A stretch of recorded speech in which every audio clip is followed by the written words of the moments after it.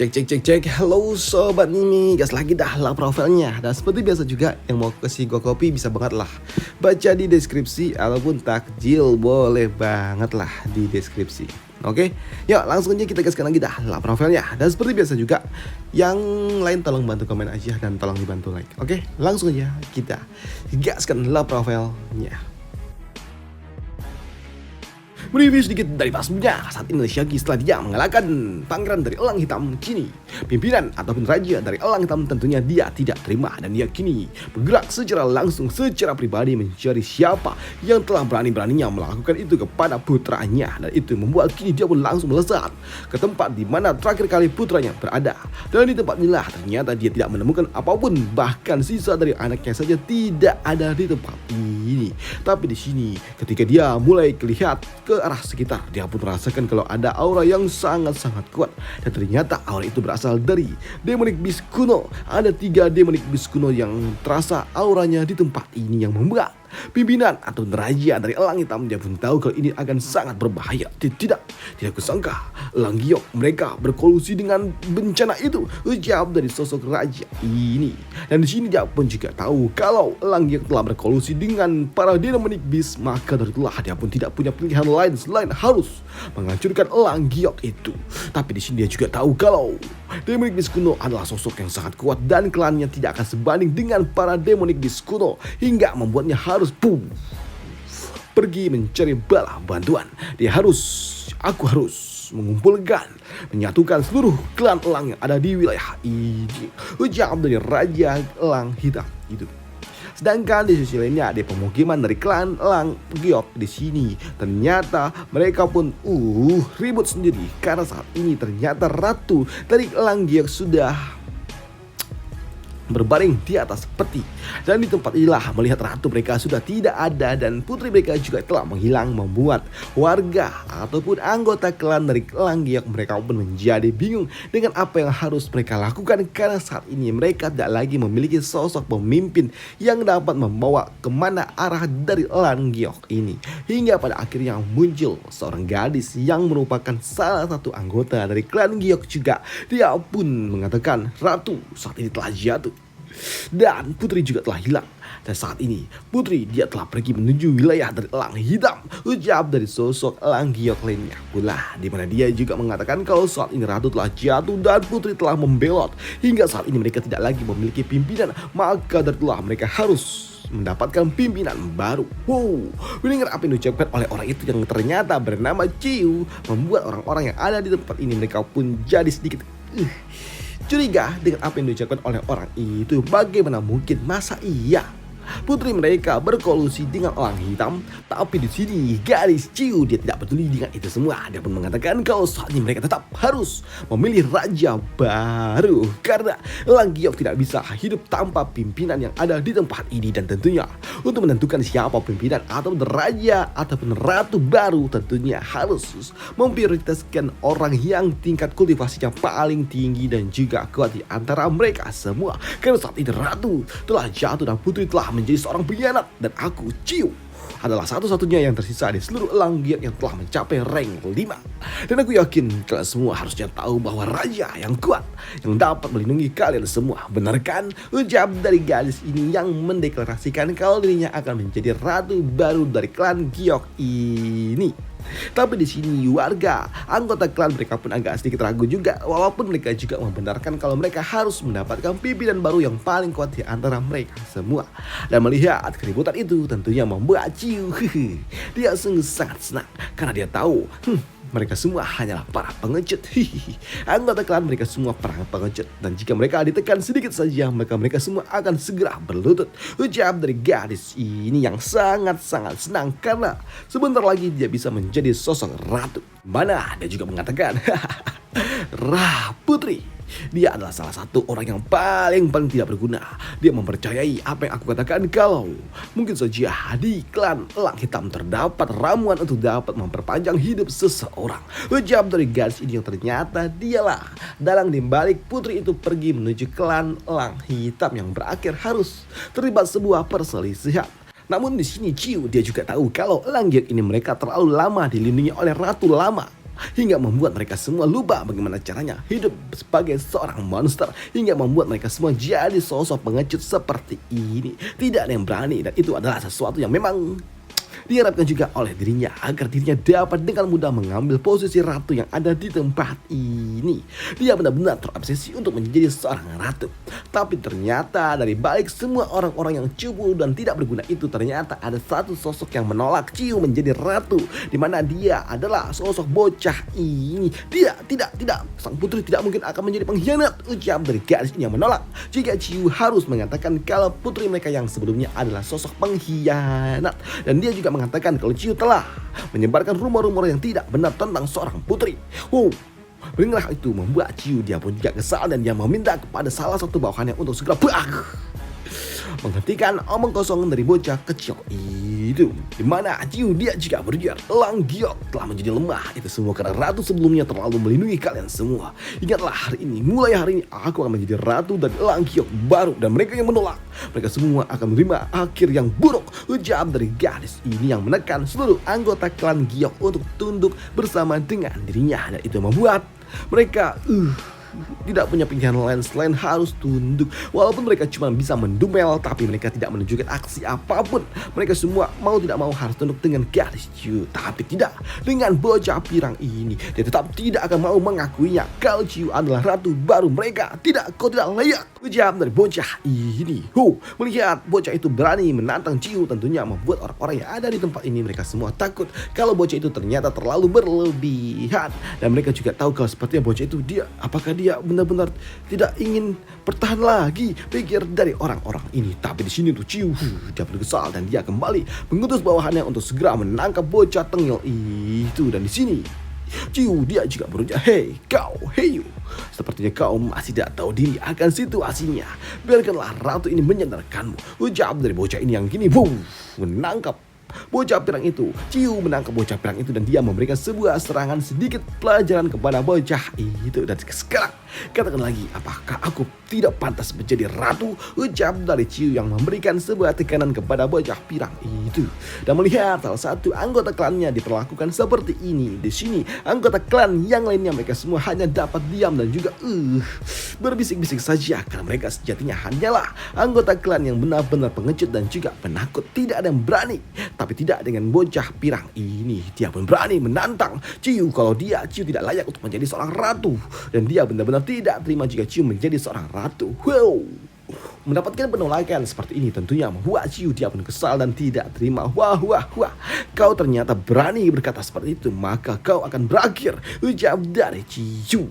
Tapi di sini untuk warga desa lagi-lagi mereka cuma hanya dapat pasrah, dan mereka juga menyayangkan kalau ternyata ratu sudah tidak ada lagi dan putri juga telah menghilang. Itu membuat mereka cuma dapat pasrah doang. Mereka semua hanya dapat berharap jika putri segera kembali. Tapi ketika Ciu akan memberikan sebuah pelajaran di sini, tiba-tiba aja lengannya tidak dapat digerakkan yang membuatnya pun bingung dengan apa yang sebenarnya terjadi. Tapi di sini untuk warga klan lainnya lagi, mereka juga ternotis dengan apa yang mereka lihat. Kau saat ini ternyata Ciu kini tubuhnya juga tidak dapat digerakkan. Yang sebelumnya cuma lengannya, tapi kini seluruh anggota tubuhnya tidak dapat digerakkan. Dan dari itu juga ada seseorang yang berujar, menyerang anggota klannya sendiri yang tidak berdosa. Sungguh sangat tidak punya hati, ucap dari seseorang yang ternyata orang itu jelas adalah Le Xiaoyi. Dan di sini Le Xiaoyi hanya dengan 2 jarinya saja dia dapat membuat ratu abal-abal itu langsung jatuh tersungkur. Dan di sini Le Xiaoyi dia juga menyelamatkan bocah pirang itu. Dan di sini kedatangan dari Le Xiaoyi tentunya dia datang bersama dengan Putri Lang Giok. Dan di sini untuk Putri Lang Giok dia pun tidak terima jika anggota klannya diperlakukan seperti ini. Ciu, apa yang kau lakukan, ucap dari Putri Giok ini. Dan melihat putrinya kembali tentunya membuat warga klan ini mereka pun sungguh sangat senang. Lihat, putri telah kembali, ucap dari mereka. Tapi untuk ratu palsu ini dia tidak menyangka kalau ternyata putri lama telah kembali, dan dia tidak menyangka bagaimana bisa tak membiarkan putri itu kembali begitu saja. Tapi di sini dia juga tahu kalau putri tidak mungkin dapat mengambil posisi ratu yang telah dia sematkan, karena mau bagaimanapun putri saat ini dia hanya ada di rank 4 sedangkan dia ada di rank 5. Sedangkan untuk putri ini langkah awalnya adalah menyelamatkan salah satu simpatisannya. Dan untuk bocah ini dia pun sangat senang ketika putri telah kembali, dan dia juga mengatakan kalau pasti Ciu telah telah mengatakan rumor-rumor yang tidak benar tentang Tuan Putri. Tapi di sini untuk Tuan Putri dia pun mengatakan kalau itu semua benar adanya. Ia membenarkan apa yang diucapkan oleh bocah ini. Kalau rumor itu tidak benar. Tapi di sini untuk Ciu dia pun kesal dan tidak terima jika dia diperlakukan seperti ini. Apalagi saat ini Putri kembali bersama dengan seorang kultivator manusia. Putri, tidak kusangka kalau kau telah berkolusi dengan manusia. Kau benar-benar mencoba mencelakai klanmu sendiri, ucap dari Ciu. Dan dia benar-benar muak dengan Putri yang telah mengganggu rencananya. Bahkan saat ini dia juga menantang Putri untuk dapat bertanding secara resmi. Dan siapapun yang menang maka mereka berhak untuk menjadi ratu yang baru. Tantang dari Ciu. Tapi di sini dia juga tahu kalau sosok kultivator yang ada bersama dengan Putri adalah kultivator yang sangat-sangat kuat. Nah, dirinya tidak dapat melepaskan diri dari genggaman yang telah dilepaskan oleh orang itu. Dan selama kultivator itu dia tidak ikut campur, maka aku pasti dapat mengalahkannya. Karena mau bagaimanapun dia hanya ada di rank 4, pikir dari Ciu. Tapi di sini untuk Tuan Putri, demi harga diri dan juga menyelamatkan anggota klannya, dia pun menerima tantangan itu. Dan itu membuat Putri dia pun meminta kepada Li Xiaogi untuk segera melepaskan ikatan dari Ciu. Tuan, tolong lepaskanlah ikatannya dan biarlah aku menentukan nasibku sendiri, ucap dari gadis ini. Dan untuk Li Xiaogi, sebelum dia melakukannya, dia pun bertanya kepada gadis itu apakah dia benar ingin melakukan hal seperti ini. Karena di sini Li Xiaogi dia juga tahu kalau ini adalah sebuah jebakan. Karena mau bagaimanapun tingkat kekuatan dari mereka juga jauh berbeda. Karena Putri baru saja mencapai rank 5, sedangkan lawannya sudah mencapai rank 5 beberapa waktu lalu. Mungkin selain itu juga di sini Li Xiaogi dia juga tahu kalau saat ini Putri memang nggak punya pilihan lain. Karena jika dia menolak maka itu akan membuatnya kehilangan muka di hadapan semua anggota klannya. Tapi jika harus melawannya, ini agak sedikit merepotkan, ucap dari Li Xiaogi. Tapi di sini karena Putri telah meminta kepada Li Xiaogi untuk dapat membebaskan orang itu dan menyelesaikan ini semua dengan cara internal mereka. Apalagi di sini Putri dia juga mengatakan jika dia tidak bisa mengalahkan Ciu, maka bagaimana bisa dia melindungi anggota klannya? Maka tentulah dia tidak akan layak menjadi seorang ratu, ucap dari gadis ini. Dan apa yang diucapkan oleh Putri itu yang sungguh sangat yakin melawan Ciu dengan tingkat kultivasi yang mungkin saja ada di bawah dari lawannya, membuat warga ataupun anggota klannya mereka pun sungguh sangat kagum dengan keberanian yang dimiliki oleh Putri mereka. Pun untuk si Ciu yang nggak tahu kalau Putri telah mencapai rank 5, dia pun berpikir kalau ini adalah sesuatu yang benar-benar akan menguntungkan dirinya. Rank 4 ini melawan rank 5, bermimpilah kau, ucap dari Ciu. Tapi sebelum mereka melakukan sebuah pertandingan, di sini Ciu dia memiliki rencana sendiri dan dia meminta kepada bawahannya untuk mendekat karena ada sesuatu yang ingin dia katakan. Hei kau, mendekatlah, ada sesuatu yang ingin aku sampaikan, ucap dari Ciu kepada bawahannya. Dan untuk Li Xiaogi karena memang Tuan Putri telah meminta untuk dapat dilepaskan lawannya, maka tentulah di sini Li Xiaogi dengan cukup mudah dia pun mengabulkannya, melepaskan ikatan dari gadis Lang Giok ini, ya Ciu ini. Dan untuk Ciu dia pun juga kesal ketika Putri berkolusi dengan seorang manusia. Tidak heran sang Putri ternyata berkolusi dengan kultivator manusia. Manusia itu memang sangat tampan. Bahkan sang Putri pun sampai tertarik dengan dirinya, ucap dari Ciu. Karena memang di sini ketika mereka mulai melihat Li Xiaogi dengan lebih detail, mereka juga baru sadar kalau ternyata sosok kultivator yang dibawa oleh Putri sungguh sangat tampan. Tapi di sini untuk Putri dia tidak peduli dengan itu semua. Dia tidak suka dengan apa yang diucapkan oleh Ciu. Hentikan omong kosongmu. Sini Putri juga mengatakan jika saja di dalam pertandingan nanti Ciu dia kalah, maka dia harus pergi dari klan ini dan tidak akan pernah boleh kembali. Dan untuk Ciu, ya dia pun menerima tantangan itu. Baiklah, tapi jika kau yang kalah, maka aku tidak akan pernah memberikan kau kesempatan untuk pergi, ucap dari gadis ini yang memiliki niat untuk segera mengalahkan Tuan Putri. Dan untuk Tuan Putri, dia tidak peduli dengan itu semua dan dia kini akan melawan pengkhianat itu. Dimana Putri dia juga mengatakan kalau sejatinya dia telah mencapai rank 5. Mendengar lawannya telah mencapai rank 5, di sini Ciu dia tidak peduli dengan itu semua. Karena mau bagaimanapun jika saja kau memang telah mencapai rank 5, tapi tetap saja kau masih rank 5 baru, maka tentulah fondasi yang kau miliki masih belum kuat, ucap dari gadis ini. Baiklah, akan aku tunjukkan kemampuan yang aku miliki dan aku akan menunjukkan kepada dirimu dan merasakan kekuatan rank 5 ku ini asli ataupun tidak, ucap dari Tuan Putri itu yang membuat kini mereka berdua pun langsung melesat ke udara dan mereka berdua pun langsung jual beli serangan. Di sini mereka berdua saling jual beli serangan satu sama lain. Dan melihat aksi yang ditunjukkan oleh Tuan Putri mereka, di sini warga hanya dapat berharap agar putri mereka dapat memenangkan itu semua. Sedangkan untuk Lee Seok-gi dan juga Luo Bing, mereka pun santuy aja. Mereka berdua tidak peduli dengan itu semua. Walaupun di sini Luo Bing agak sedikit khawatir, tapi Lee Seok-gi dia mengatakan untuk tidak perlu khawatir. Tenang, pertandingan ini biasa aja, pertandingan biasa, tidak ada yang perlu dikhawatirkan. Dan di sini Lee Seok-gi dia pun menganggap kalau pertandingan ini hanyalah sebuah pertunjukan yang tidak penting. Ucap dari Lee Seok-gi yang membuat Luo Bing dia pun bingung. Apa? Pertunjukan, tapi aku bahkan tidak bisa melihat pergerakan mereka loh, pikir dari Luo Bing. Dan di sini Lee Seok-gi dia pun tahu apa yang ada di pikiran dari Luo Bing, dan itu membuat Lee Seok-gi dia berujar, Luo Bing, jangan terlalu khawatir. Kau tidak bisa melihat pergerakan dari mereka. Itu sangat wajar karena kau saat ini bahkan belum mencapai rank 4. Dan begitu kau telah menembus rank 4, cukup mudah bagi dirimu melihat itu semua. Bahkan kau juga cukup mudah untuk dapat mereka yang melawan yang ada di rank 5. Ucap dari Lee Seok-gi. Mendengar apa yang diucapkan oleh Lee Seok-gi membuat Luo Bing tentunya dia sungguh sangat senang. Baik, terima kasih Tuan karena telah menghilangkan kekhawatiranku. Ucap dari Luo Bing. Dan di sini Luo Bing dia pun benar-benar tenang dengan apa yang diucapkan oleh Lee Seok-gi. Tapi di sini untuk Lee Seok-gi melihat pertandingan itu, dia pun tahu kalau pemenangnya akan segera ditentukan. Ini semua akan berakhir. Ucap dari Lee Seok-gi karena memang di dalam pertandingan itu sendiri saat ini terjadi jual beli serangan, dan di dalam pertandingan itu pada akhirnya kini ada sosok yang jatuh dari atas sana dengan cukup keras, dan ternyata yang jatuh itu adalah Chiyu. Dia pun jatuh bawah kaki dari Tuan Putri. Chiyu, kau telah kalah. Ucap dari Tuan Putri. Melihat Tuan Putri mereka telah menang, tentunya membuat mereka semua pun sungguh sangat senang. Putri yang mulia menang, ucap dari orang-orang ini yang sungguh sangat senang. Tapi di sini untuk Chiyu tentunya dia tidak terima dengan itu semua. Tidak terima jika dia telah dikalahkan. Walaupun di sini dia pun mengatakan kalau dia akan segera pergi dan tidak akan kembali ke klan ini. Bagus, baiklah kalau begitu kau boleh pergi sekarang, ucap dari Tuan Putri. Tapi di sini untuk Chiyu dia berujar, Tuan Putri, tidak perlu terburu-buru.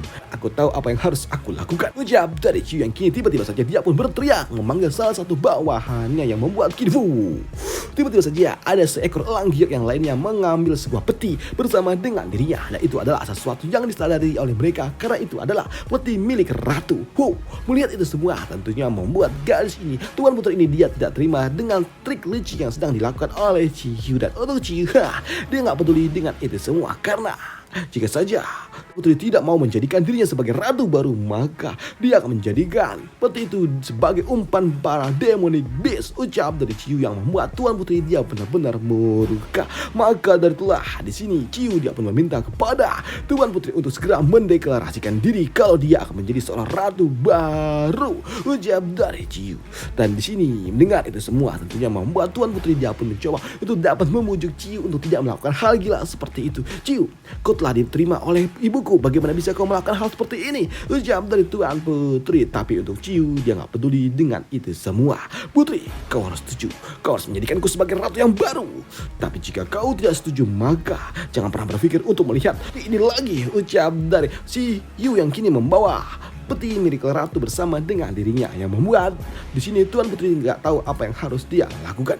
Dan melihat itu semua di sini Luo Bing dia pun bertanya kepada Lee Seok-gi apakah mereka akan segera melakukan sesuatu. Tapi di sini Lee Seok-gi dia pun mengatakan untuk tidak perlu terburu-buru dan biarkanlah mereka bermain sedikit, ucap dari Lee Seok-gi. Dan untuk Tuan Putri dia nggak punya pilihan lain selain setuju dengan permintaan yang diucapkan oleh Chiyu, mendeklarasikan kalau Chiyu akan menjadi ratu yang baru. Bahkan saat ini Tuan Putri dia pun juga bersumpah kepada Dewa Elang Giok bahwa aku, King Yu, aku bersedia memberikan posisi ratuku kepada Chiyu, ucap dari gadis ini. Dan jika aku menentang kata-kataku, maka aku akan dihukum oleh langit, ucap dari gadis ini, yang membuat Chiyu secara resmi akan menjadi ratu yang baru. Tapi apakah mereka benar-benar akan mengangkat Chiyu menjadi ratu yang sesungguhnya? Akan kita bahas di part lanjutannya aja. Dan sampai jumpa di part lanjutannya. Bye, thank you. Dan sorry kalau suaranya agak lain ya coy ya, aus soalnya, aus. Sampai jumpa di part lanjutannya. Bye, thank you.